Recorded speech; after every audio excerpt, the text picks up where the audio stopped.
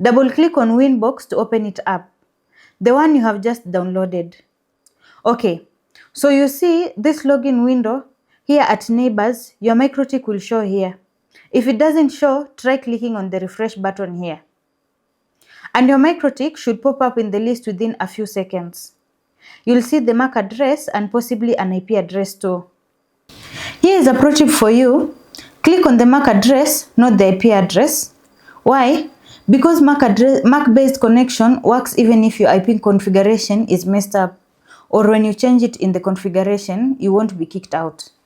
It's more reliable for initial setup. The MAC address is that long string with colons. Once clicked on the MAC address, now look at the login fields. Connect to should have your router's MAC address now.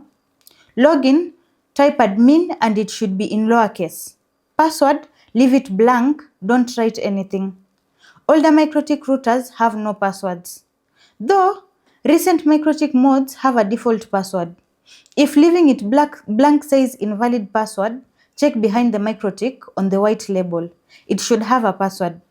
This is to comply with EU regulations where they are abolishing default passwords, and since MikroTik is a Latvian company, they have to comply with it on the new MikroTik procedures. Hit connect, it will load, and we are in.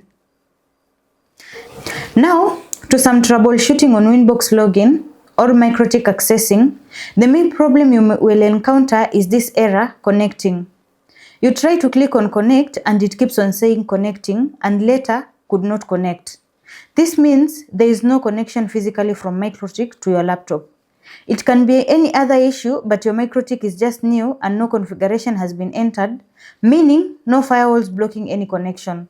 So the most probably cause is there is no physical connection. Check if your MikroTik LED lights on the port you have connected is blinking and so on. You can also confirm if the MAC address is visible in neighbors by clicking refresh.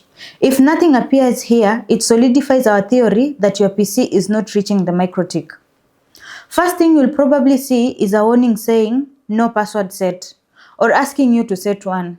For now, just close that. We'll deal with the security in a minute. The important thing is you are inside your MikroTik.